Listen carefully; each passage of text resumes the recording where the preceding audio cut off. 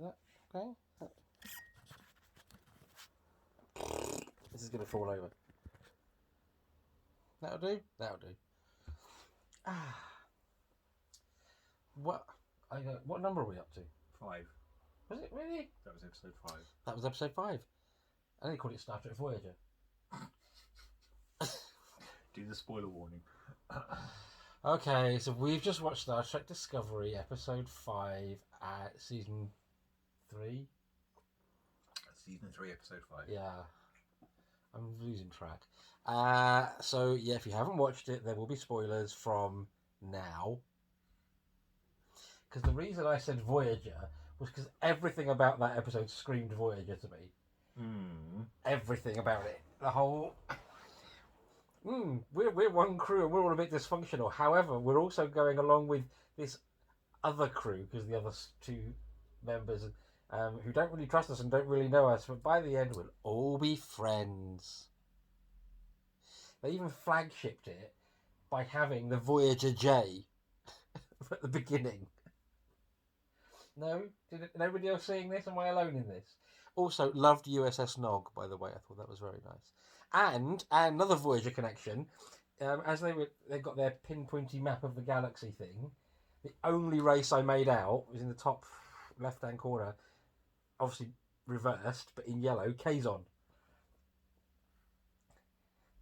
That whole episode was just like Voyager had wanked in its face. That's what that was. Well, there's the review. That should be the tagline for this video. Voyager wanked in its face. I was half expecting Janeway to actually turn up. To be fair, I was half expecting some reference to Janeway to turn up as well. Well, I wondered if that's why they went for the Voyager J. So, yeah, I know Tilly mentioned it's like 10th generation, yada, yada, yada, yada.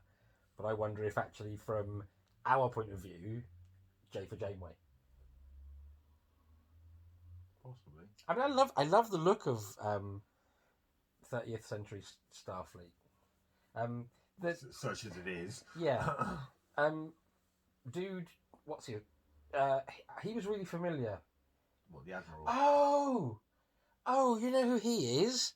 He's the Admiral? Yes, he's the one. He's in the Mummy films. Oh yes. He was their friend in the desert. Yeah, the Desert Prince. Yeah. I spent the whole episode trying to work out why I knew his face. That was why he was in the Mummy movies. Oh, there we are. And I spent every scene with what is quite clearly Section 31. Loved those scenes. I thought they far outshone the rest of the episode. For me, the rest of it was a bit Trek by numbers done. And that was very excellent verbal sparring by someone. It kind of shows that Giorgio isn't just a 2-dimensional psychopath, which is how Terrans have normally been portrayed. I loved the blinking. That was just the funniest thing. I just thought that was... They've just put far more into her. I mean, obviously, these showrunners have inherited this... Are these the same showrunners from season 2? I have no idea. I know it's not the season 1 people. They were all basically sacked off. I assume it is, but I pay little attention to the credits. It's not. Excuse me. It kind of smacks a little bit of we've inherited some stuff, so we've had to try and do stuff with it. And as much as I did enjoy season 1 a lot, it really put itself in an awkward position, given it was supposedly 200 years before. Tonally, they are... Season 1 and Season 3 are polar opposites, and Season 2 is like the bridge that has to be built between them. Yeah, exactly that. That's what I was thinking. But they've clearly gone, but this Giorgio woman, we can do stuff with her.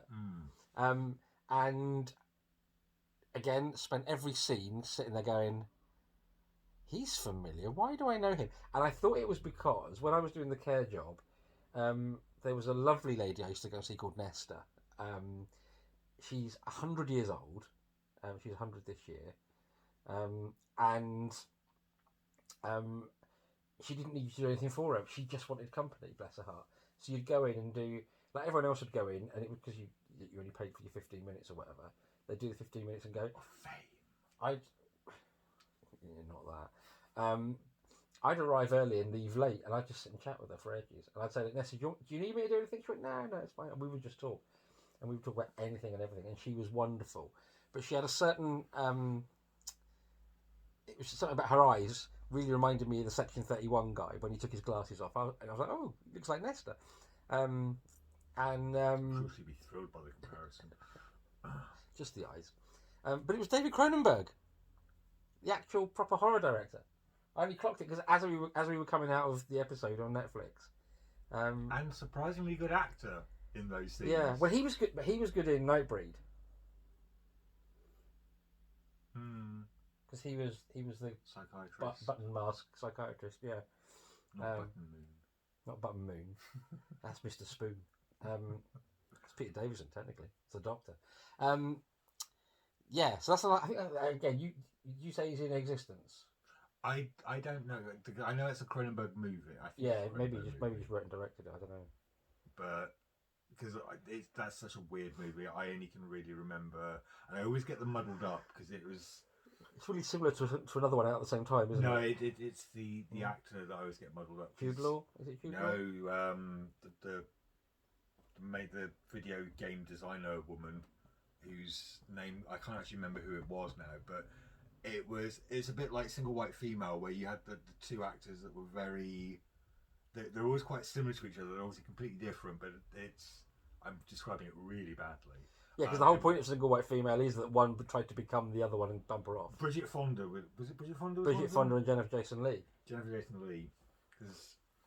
And it's that whole point that they are physically quite similar, and I'm pretty sure that whoever this actor was going to say, because I've literally watched it once and was just so tripped out by it, I don't think I've ever watched it again. It's quite weird, but I do remember that being, I'm sure, a Cronenberg-esque type film, but I now genuinely can't remember. I know I could just Google it, being a Cronenberg thing, but that's what I would have pegged him as being in, because isn't he a bit like a lot of directors like where he tends to like sort of give himself little walk-on parts? Yeah, I think he does. Yeah, I'm trying to think. I actually now said that I am actually going to do what we got told off for not doing in our last review, and I will actually Google it, or technically Safari it, because I'm on my phone rather than my computer. Interesting. David. So yes, I liked this week's, but again, I'm not wetting my pants loving it. I'm not bothered about going back and rewatching any of it. Let's put it that way. It was just another solid Trek episode. Yeah. But by far the most interesting. Do you know what? Actually, do you know what? There was something I thought towards the end that's starting to annoy me a little bit. Is he was in Existence? He was. Okay, there we are. They seem to have this really nasty habit. And it is Jennifer Jason Leigh. Oh, it is. Okay, fine. Of sidelining the most interesting alien characters. So, the people on the bridge barely existed for season 1 because they weren't like the main 3 characters they wanted to focus on. Or whatever. And still technically season 2 as well. They kind of got sidelined because the Enterprise came into it. And let's face it, the Enterprise is always going to be a trump card in Star Trek. Especially that Enterprise crew. Yeah. And, Beardy Spock and Hot Captain Pike doesn't hurt, does it? So, I could get beaten to shit. He's never hit me, I can't lie. Yet. And, yeah, so it was kind of... she was talked about in this. Axiom? No, the Axioms from Wall-E. Arium, really interesting character. Just stood at the back pushing buttons. Kind of... Did you ever watch Hyperdrive? The Nick Frost and Miranda Hart comedy. Comedy? I thought it was funny. I liked it. Fucking awful. I thought it was funny. I think I watched about 3 episodes. Especially the one where... I've just realised something. So they had a kind of ship's computer that was sort of a person. And I have a feeling it was Stevie from Miranda. They're called AIs. I don't think it was an AI particularly in in hyperdrive, or wasn't labelled as one. But she basically gets this Tourette's disease, which was hilarious. And every time I saw Axiom, what's her name?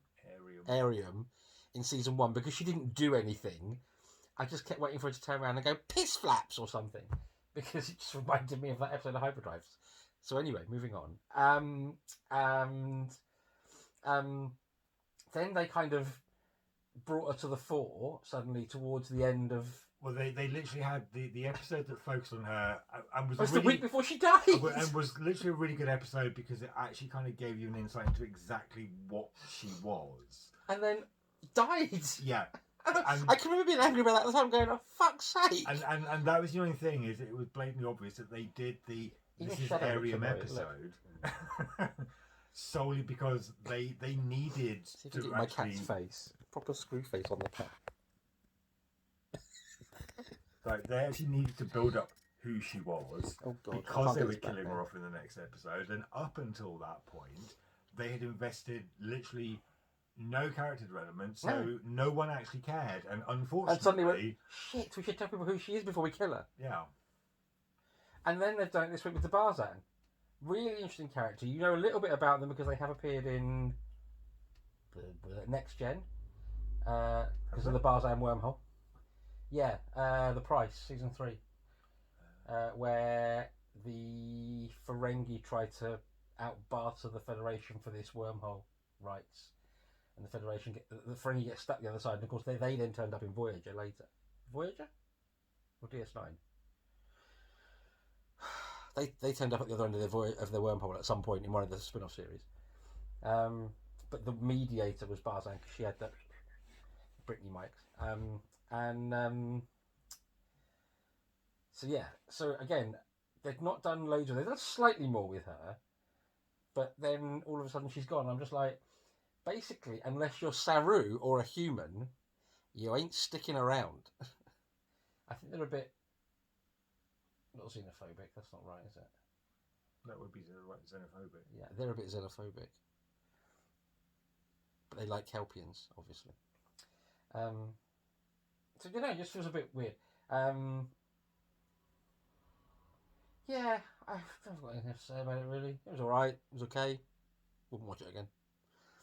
Or I might watch bits of it again to try and see what other things I can see, like what other bits can I see in other ships in the background, because some of the Starfleet designs looked interesting and stuff. I'd hope to see more detail of that as we go on. But other than that, yeah, it's a bit Trek does Trek, but averagely.